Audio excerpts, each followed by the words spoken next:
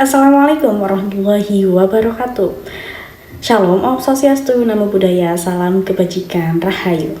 Yang terhormat Bapak Dr. Rosyid Al-Ato, MPD MH, selaku dosen pengampu mata kuliah Hukum Islam dan juga rekan-rekan yang berbahagia. Puji syukur kehadirat Allah Subhanahu wa Ta'ala yang telah melimpahkan segala rahmat dan hidayahnya sehingga saya dapat melaksanakan ujian akhir semester mata kuliah Hukum Islam secara lisan. Sebelumnya perkenalkan, nama saya Adina Paramita, NIM 230711608343. Rekan-rekan sekalian, pada kesempatan ini saya akan menjelaskan beberapa pokok bahasan penting mengenai hukum Islam. Apa saja beberapa pokok bahasan tersebut? Saya akan menjelaskan mulai dari alasan akademik perlunya mempelajari hukum Islam, kedudukannya dalam sistem hukum nasional Indonesia, hingga pola pemberlakuannya dalam negara Pancasila. Selain itu, saya juga akan membahas beberapa aspek hukum keluarga, hukum harta, dan muamalah yang menjadi bagian penting dari kajian hukum Islam. Rekan-rekan sekalian, seluruh penjelasan ini akan saya sampaikan secara runtut, konseptual, dan berdasarkan materi perkuliahan serta sumber hukum yang terpercaya. Jadi, tunggu apa lagi? Mari kita lanjut ke pembahasan yang pertama. Rekan-rekan sekalian, secara akademik, hukum Islam perlu dipelajari karena ia merupakan salah satu sistem hukum yang hidup dan berkembang dalam masyarakat Indonesia. Hukum Islam tidak hanya mengatur hubungan manusia dengan Tuhan dalam bentuk ibadah, tetapi juga mengatur hubungan antar manusia dalam kehidupan berbagai aspek, yaitu dalam aspek sosial, ekonomi, dan keluarga. Nah, hal ini sejalan dengan materi perkuliahan kita yang menegaskan bahwa dalam bidang hukum perdata di Indonesia berlaku lebih dari satu sistem hukum, yaitu ada beberapa, yaitu hukum adat, hukum Islam, dan hukum Eropa kontinental. Nah, dengan demikian rekan-rekan, hukum Islam menjadi bagian dari realitas hukum yang tidak dapat dipisahkan dari kehidupan masyarakat. Nah, selain itu rekan-rekan sekalian, secara akademik, hukum Islam penting dipelajari karena telah dikembangkan oleh negara. Nah, apa saja misalnya hukum Islam ini telah dikembangkan oleh negara, misalnya melalui kompilasi hukum Islam dan peradilan agama. Nah, keberadaan KHI dan peradilan agama tersebut menunjukkan bahwa hukum Islam bukan hanya norma moral, tetapi juga norma hukum yang memiliki daya ikat. Oleh karena itu, rekan-rekan sekalian, mempelajari hukum Islam membantu mahasiswa memahami hubungan antara agama, hukum, dan negara, serta memahami bagaimana nilai-nilai agama berkontribusi dalam pembentukan hukum nasional yang berkeadilan dan beradab. Nah, itu merupakan pentingnya kita mempelajari hukum Islam. Lanjut ke pembahasan yang kedua. Rekan-rekan sekalian, kedudukan hukum Islam dalam sistem hukum nasional Indonesia harus dipahami dalam konteks Indonesia sebagai negara Pancasila yang plural dan majemuk. Dalam bidang hukum perdata, sistem hukum nasional Indonesia bersifat pluralistik. Sebagaimana sudah dijelaskan dalam perkuliahan kita, karena Indonesia berlaku 3 sistem hukum sekaligus, yaitu hukum adat, hukum Islam, dan hukum Eropa kontinental. Nah, pluralisme ini didasarkan pada faktor historis, sosiologis, yuridis, dan filosofis. Nah, saya akan membahas bagaimana hal-hal tersebut terjadi. Secara historis, sistem hukum tersebut berkembang sejak masa kolonial. Nah, selanjutnya, secara sosiologis, masyarakat Indonesia terdiri dari beberapa suku, budaya, dan agama. Nah, oleh karena itu, rekan-rekan semua, penetapan Pancasila sebagai dasar negara merupakan hasil kesepakatan luhur bangsa Indonesia untuk menjaga persatuan dan kesatuan nasional. Meskipun umat Islam merupakan mayoritas secara demografis di Indonesia, namun di negara kita, yaitu negara Indonesia, tidak didasarkan pada satu hukum agama tertentu. Namun demikian, negara tetap mengakui, melindungi, dan memfasilitasi pelaksanaan ajaran agama. Termasuk apa saja? Termasuk hukum Islam ini, teman-teman. Nah, sebagaimana ditegaskan dalam pasal 29 Undang-Undang Dasar Republik Indonesia tahun 1945, Hukum Islam berkedudukan sebagai sumber nilai, sumber hukum material, dan dalam bidang tertentu sebagai sumber hukum positif yang berlaku khusus bagi umat Islam. Nah, tanpa mengganggu pemeluk agama lain.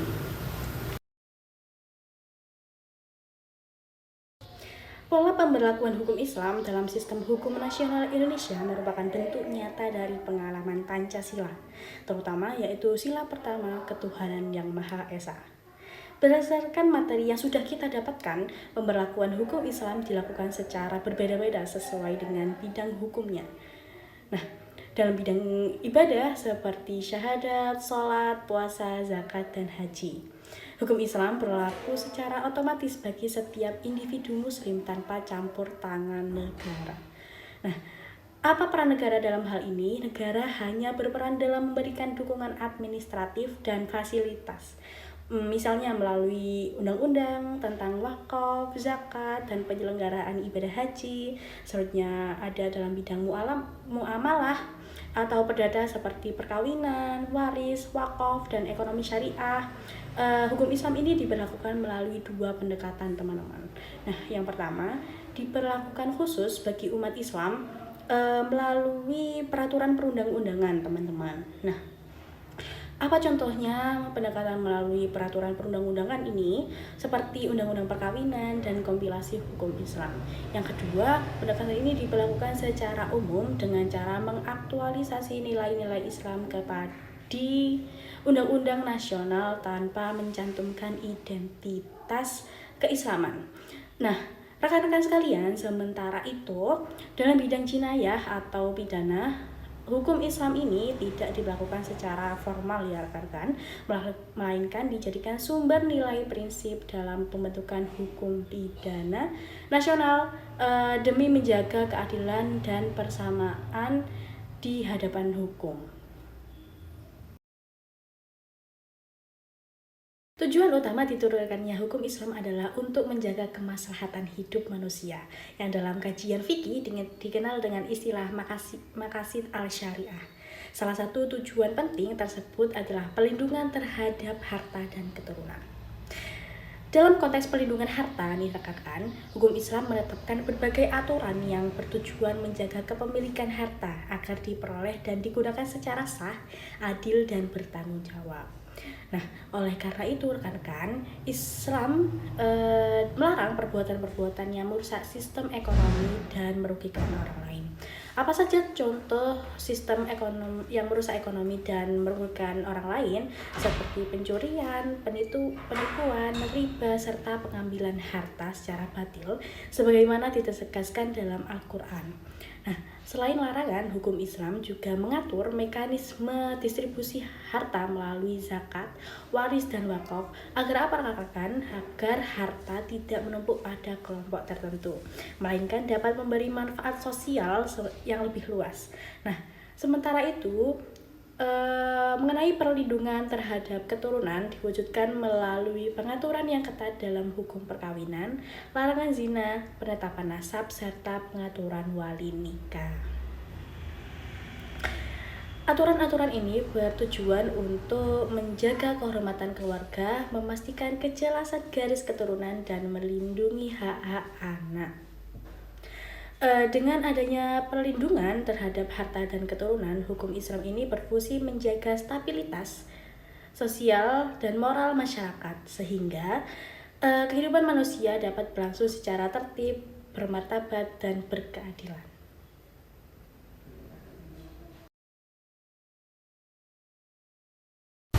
Selanjutnya mengenai ijma dan qiyas. Ijma dan qiyas diperlukan sebagai sumber hukum Islam karena Al-Quran dan hadis tidak merinci seluruh persoalan kehidupan manusia secara eksplisit.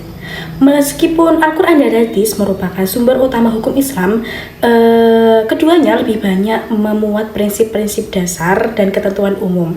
Nah, sementara itu di perkembangan zaman ini melahirkan berbagai sekali banyak persoalan baru nih teman-teman yang tidak ditemukan secara langsung dalam nas, seperti persoalan ekonomi modern, teknologi, dan hubungan sosial. Oleh karena itu, diperlukan metode ijtihad untuk menggali hukum Islam yang tetap berlandaskan pada nilai-nilai syariat. Nah, apa sih fungsinya ijma itu? Nah, fungsinya ijma di sini yaitu berfungsi sebagai kesepakatan para ulama mujtahid dalam menetapkan hukum satu persoalan tertentu. Nah, rekan-rekan sekalian, kesepakatan ini penting untuk menjaga kesatuan dan kepastian hukum di tengah perbedaan pendapat. Nah, sementara apa itu qiyas, teman-teman? Qiyas sendiri merupakan suatu hal yang digunakan untuk menerapkan hukum suatu peristiwa baru dengan cara menganalogikannya dengan peristiwa yang telah ada. Hukumnya karena memiliki sebab hukum yang sama. Nah, rekan-rekan sekalian, dengan adanya ijma dan qiyas ini, hukum Islam menjadi sistem hukum yang dinamis, fleksibel, dan mampu menjawab tantangan zaman tanpa menghilangkan atau tanpa kehilangan prinsip dasarnya.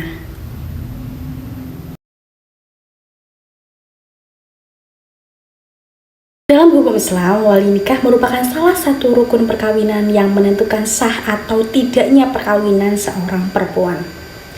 Kompilasi Hukum Islam atau biasa disebut KHI mengatur bahwa wali nikah terdiri dari wali nasab dan wali hakim.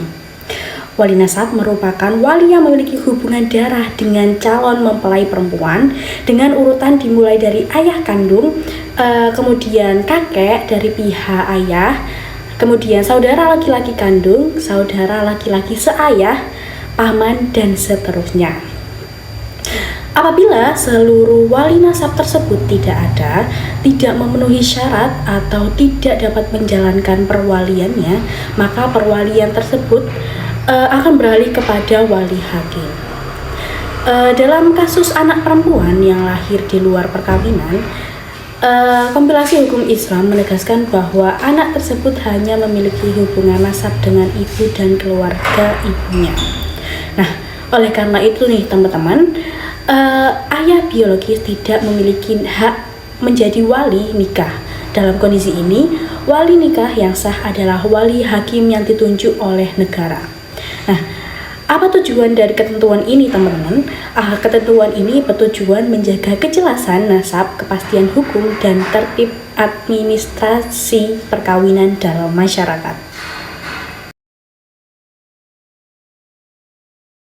Wakaf, wasiat, dan hibah merupakan bagian penting dari pengaturan harta dalam hukum Islam yang menunjukkan bahwa Islam memiliki sistem pengelolaan harta yang komprehensif dan berorientasi pada keadilan serta kemaslahatan. Meskipun keempatnya sama-sama berkaitan dengan harta, masing-masing juga memiliki karakteristik, waktu berlakunya, serta tujuan hukum yang berbeda-beda. Yang pertama, hukum waris. Hukum waris ini mengatur pembagian harta peninggalan seseorang setelah ia meninggal dunia kepada ahli waris yang berhak sesuai dengan ketentuan yang sudah diatur yaitu pada syariat Islam. Nah, pembagian ini teman-teman, pembagian warisan bersifat wajib, yang artinya tidak bergantung pada kehendak pewaris maupun kesepakatan ahli waris. Karena bagian masing-masing telah ditentukan secara jelas oleh hukum, nah ketentuan ini bertujuan untuk mencegah konflik keluarga, menjaga keadilan antar ahli waris, serta memberikan kepastian hukum terhadap harta peninggalan. Nah, berbeda dengan waris, selanjutnya ada wakaf nih teman-teman. Apa itu wakaf? Wakaf merupakan perbuatan hukum seseorang dengan cara memisahkan dan menyerahkan sebagian hartanya untuk dimanfaatkan bagi kepentingan ibadah atau kesejahteraan umum secara kekal. Nah, dalam wakaf teman-teman, kepemilikan pribadi atas harta tersebut telah terputus, sehingga harta wakaf tidak boleh diperjualbelikan, diwariskan, dihibahkan, maupun dijadikan jaminan. Nah, apa sih tujuan wakaf? Tujuan utama wakaf adalah menciptakan manfaat jangka panjang bagi masyarakat. Nah, seperti apa? Seperti apa wakaf ini? Seperti untuk membangun masjid, seperti pendidikan, kesehatan, dan kegiatan sosial lainnya. Karena sifatnya kekal, wakaf ini memiliki kedudukan hukum yang sangat kuat dan tidak dapat ditarik kembali setelah ikrar wakaf dilakukan secara sah. Nah, sementara itu teman-teman ada wasiat. Apa sih wasiat itu? Wasiat merupakan pemberian harta yang berlaku setelah pewasiat meninggal dunia dan diberikan kepada pihak tertentu yang bukan ahli waris kecuali apabila telah disetujui oleh seluruh ahli waris. Dalam hukum Islam, wasiat dibatasi maksimal 1/3 dari harta peninggalan. Agar apa? Agar tidak merugikan hak-hak ahli waris. Wasiat ini mencerminkan fleksibilitas hukum Islam dalam memberikan ruang bagi seseorang untuk berbuat kebaikan atau memberikan penghargaan kepada pihak lain tanpa mengabaikan keadilan bagi ahli waris. Nah, wasiat ini rekan-rekan, wasiat ini sering digunakan sebagai sarana amal, kepedulian sosial maupun bentuk tanggung jawab moral pengwaris. Nah, selanjutnya teman-teman kita beralih ke hibah. Apa itu hibah? Hibah merupakan pemberian harta yang dilakukan saat pemberi masih hidup dan berlaku secara langsung setelah diserahkan. Nah, hibah ini bersifat apa sih teman-teman? Hibah ini bersifat sukarela dan tidak dibatasi jumlahnya. Nah, selama tidak bertujuan merugikan pihak lain, khususnya ahli waris, dalam praktiknya hibah sering digunakan sebagai bentuk kasih sayang dan bantuan ekonomi atau pemerataan harta dalam keluarga sebelum pewaris meninggal dunia. Nah, namun demikian teman-teman, hibah ini tetap harus dilakukan secara adil dan transparan agar tidak menimbulkan sengketa di kemudian hari. Nah, keempat instrumen tersebut teman-teman menunjukkan bahwa hukum Islam tidak hanya mengatur kepemilikan harta secara individual nih teman-teman, tetapi hukum Islam ini juga menampakkan harta sebagai sarana untuk menciptakan keadilan sosial, keharmonisan, kekeluargaan, dan kesejahteraan masyarakat.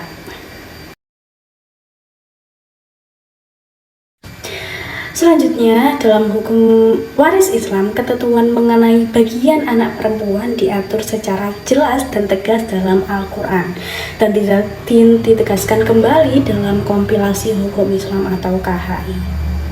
Anak perempuan memperoleh bagian 2/3 dari harta warisan apabila pewaris meninggalkan 2 orang anak perempuan atau lebih dan tidak memiliki anak laki-laki.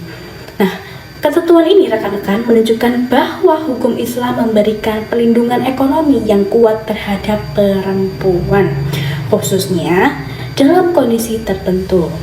Nah, pembagian 2/3 tersebut bukanlah hasil dari ijtihad ulama semata, melainkan merupakan ketentuan yang bersumber langsung dari nas Al-Quran, sehingga bersifat pasti dan mengikat. Seringkali nih teman-teman, ketentuan ini disalahpahami oleh masyarakat awam sebagai bentuk ketidakadilan gender. Padahal dalam sistem hukum Islam, keadilan tidak selalu dimaknai sebagai kesamaan jumlah, melainkan sebagai keseimbangan antara hak dan tanggung jawab. Dalam struktur keluarga Islam, laki-laki memikul kewajiban nafkah terhadap keluarganya, sementara perempuan tidak dibebani oleh kewajiban tersebut. Oleh karena itu, pembagian warisan harus terlihat secara menyeluruh dalam sistem hukum keluarga Islam. Ketentuan pembagian dalam perempuan ini, ketentuan 2/3 bagi anak perempuan justru menunjukkan bahwa Islam hadir untuk melindungi hak perempuan agar tidak terpinggirkan. Tidak terpinggirkan dalam apa teman-teman? Nah, hal ini agar tidak terpinggirkan dalam pembagian harta warisan.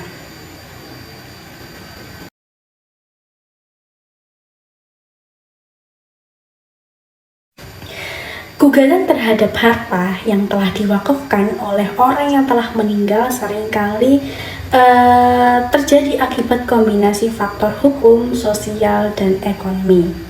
Nah, salah satu penyebabnya yaitu adalah kurangnya pencatatan wakaf secara resmi sesuai dengan ketentuan peraturan perundang-undangan.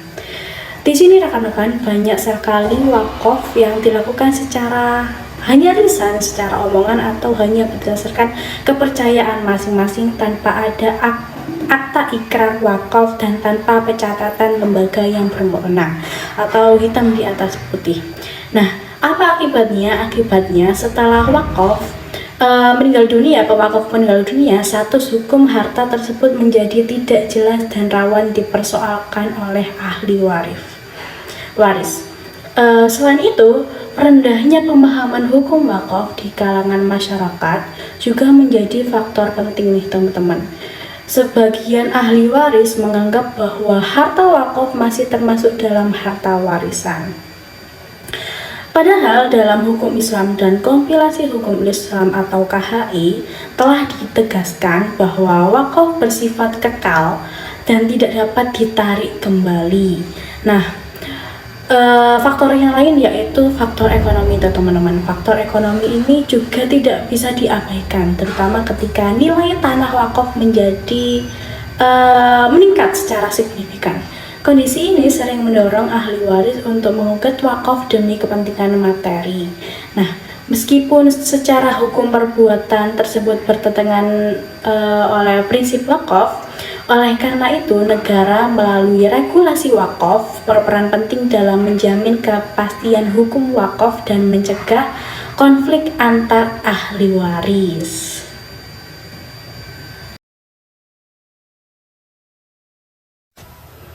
Selanjutnya, dalam hukum Islam, kegiatan jual beli pada dasarnya diperbolehkan karena merupakan bagian dari muamalah yang menunjang kehidupan manusia. Namun demikian, tidak semua bentuk jual beli itu dibenarkan. Islam melarang jenis-jenis jual beli yang mengandung unsur ketidakadilan, penipuan, dan ketidakpastian dan eksploitasi. Salah satu yang paling dikenal adalah jual beli Ghar, yaitu transaksi yang objek, harga, dan waktu penyerahannya tidak jelas nih teman-teman, sehingga berpotensi merugikan salah satu pihak. Nah, ada yang lain selain itu, jual beli yang mengandung riba juga dilarang karena riba menyebabkan ketimpangan ekonomi dan eksploitasi pihak yang lemah nih teman-teman. Nah, di dalam Islam juga melarang jual beli barang haram. Seperti apa nih barang haram yang dilarang oleh Islam? Nah, barang haram dilarang ini seperti minuman keras, narkotika. Karena apa? Karena bertentangan dengan tujuan syariat dalam menjaga akal dan moral manusia. Nah, bentuk lain yang dilarang nih ada nih teman-teman, yaitu jual beli najasi, yaitu menaikkan harga secara palsu untuk menipu pembeli, serta jual beli ijon yang merugikan petani karena menjual hasil panen sebelum jelas kualitas dan jumlahnya. Nah, larangan-larangan ini teman-teman menunjukkan bahwa hukum Islam tidak hanya mengatur aspek legalitas transaksi, tetapi juga menekankan etika, kejujuran, dan keadilan dalam kegiatan ekonomi.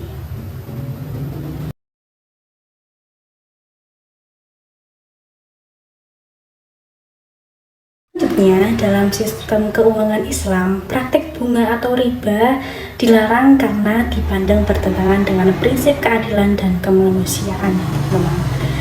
Riba menyebabkan keuntungan diperoleh tanpa adanya aktivitas usaha yang nyata, sehingga resiko hanya ditanggung oleh salah satu pihak saja. Oleh karena itu, perbankan syariah hadir sebagai alternatif sistem keuangan yang berlandaskan pada sistem syariah. Dengan cara apa nih teman-teman? Dengan cara memperoleh keuntungan bukan dari bunga, melainkan dari akad-akad yang sah menurut hukum Islam.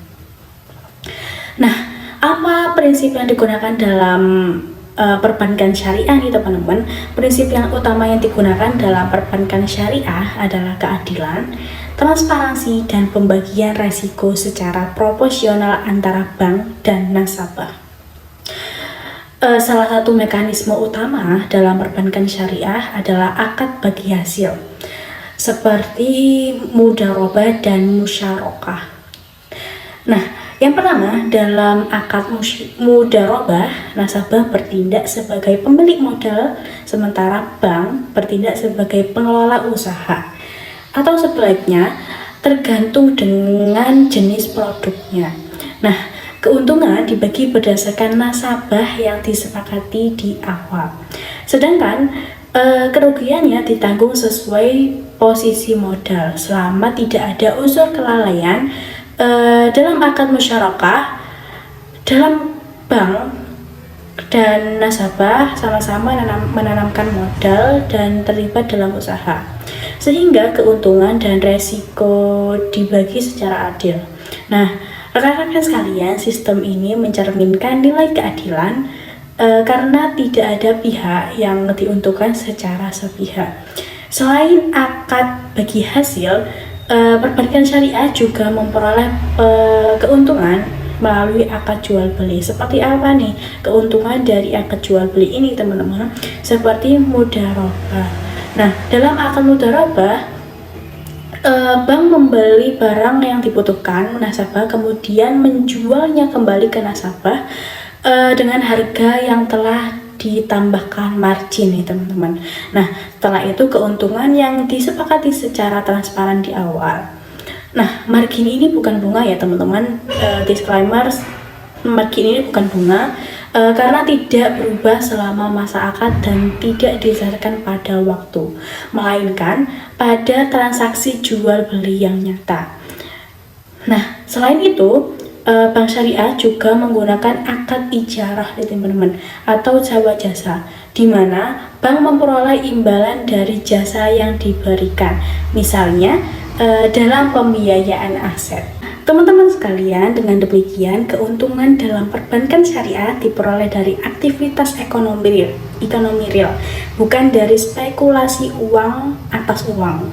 Nah, sistem ini tidak hanya memberikan keuntungan kepada bank dan nasabah nih, teman-teman, tapi juga mendorong pertumbuhan ekonomi yang sehat, berkeadilan, dan sesuai dengan tujuan hukum Islam dalam menjaga harta dan mencegah eksploitasi.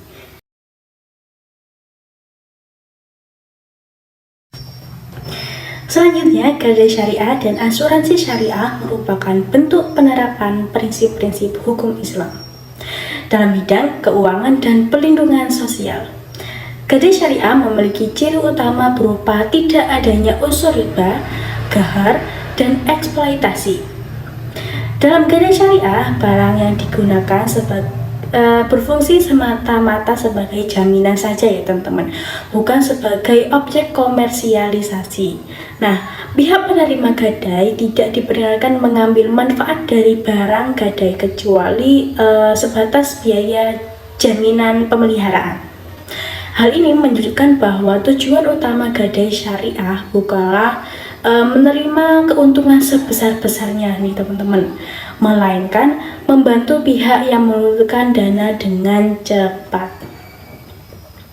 Nah, motif utama dalam gadai syariah adalah tolong menolong dan memberikan solusi keuangan yang tepat dan cepat tanpa menjerat nasabah dalam beban bunga nih, teman-teman.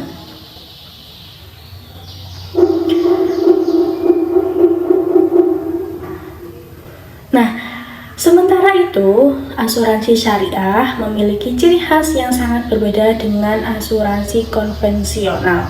Nah, apa yang membedakan itu? Asuransi syariah didasarkan pada prinsip ta'awun nih, teman-teman, atau saling tolong-menolong antar peserta. Dana yang dihimpun bukan milik perusahaan, melainkan milik bersama para peserta dalam bentuk dana tabarruk nih, teman-teman. Apa itu dana tabarruk? Yaitu dana kebajikan yang digunakan untuk membantu peserta lain yang mengalami musibah. Nah, perusahaan asuransi syariah hanya bertindak sebagai pengelola dana nih, teman-teman, bukan bertindak sebagai pemilik dana. Nah, resiko dalam asuransi syariah ditanggung secara kolektif, sehingga tidak ada unsur spekulasi atau perjudian. Motif utama dari asuransi syariah adalah menciptakan sistem perlindungan sosial yang berlandaskan solidaritas, keadilan, dan kemaslahatan bersama. Nah, dengan prinsip ini, asuransi syariah tidak hanya berorientasi pada keuntungan, ekonomi, tetapi juga pada nilai moral dan sosial sesuai dengan tujuan hukum Islam. Keberadaan gadai syariah dan asuransi syariah menunjukkan bahwa hukum Islam mampu beradaptasi dengan kebutuhan zaman modern tanpa meninggalkan prinsip-prinsip dasarnya. Sekian yang dapat saya sampaikan selaku Adinda Paramita. Kurang lebihnya mohon maaf. Wabillahi taufik wal hidayah. Wassalamualaikum warahmatullahi wabarakatuh. Sampai jumpa.